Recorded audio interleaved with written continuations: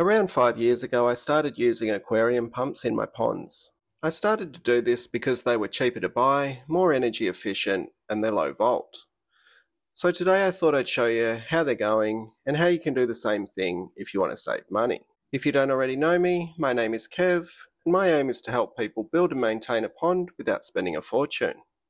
If that sounds like something that interests you, you might like to subscribe and visit my website, Ozponds.com. So I've got a few different brands of pumps that I use in my ponds. I have lots of ponds. But the pumps I want to share with you today all have a few things in common. They're all variable speed. That means we can alter the amount of flow on a control panel. They even have newer models now where you can do it on your phone. Being able to adjust the flow rate is really useful when building ponds with filters, waterfalls and streams. But also, when you dial down the flow rate of the pump, you dial down its energy consumption, and that saves on running costs. And before you dial them down, for the most part, these pumps are more energy efficient than more traditional pond pumps to begin with. And I'm no electrical safety expert, but whenever you buy one of these pumps, you'll see that they make a note to point out that they enhance or are safer than traditional mains-powered AC pumps. So being cheaper to buy and run than traditional pond pumps, being variable speed, and being apparently safer were all big ticks for me. The downsides are that they don't have as good of a head height. What that means is they can't pump water as high as some other pumps. Having said that, I have one pump running this stream, and it's maybe 1 metre, that's a bit over 3 foot, above the surface of the pond. And the plumbing line is almost 20 metres long. I think that's about 66 feet. And that's significant because the length of your plumbing line also adds back pressure, which increases the head height required.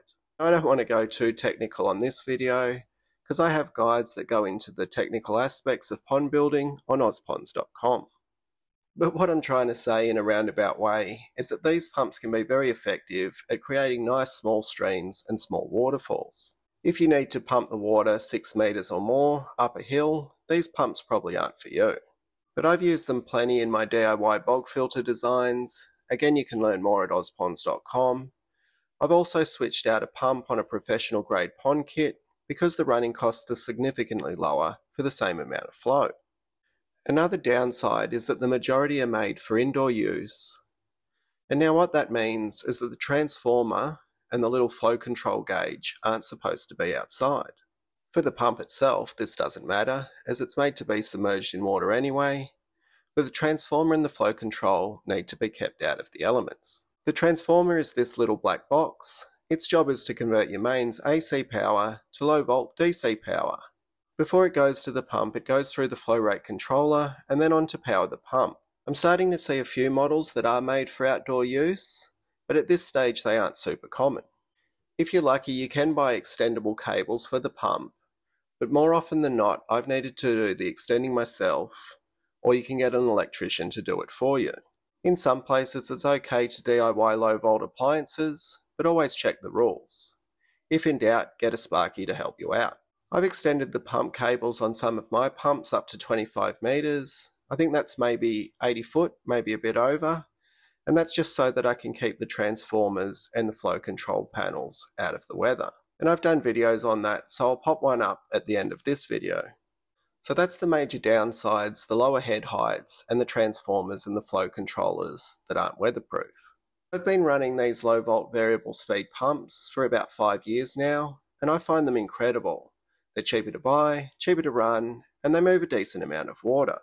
I think it also helps that I always have these pumps in some type of pre-filter setup, something like a skimmer or an intake bay.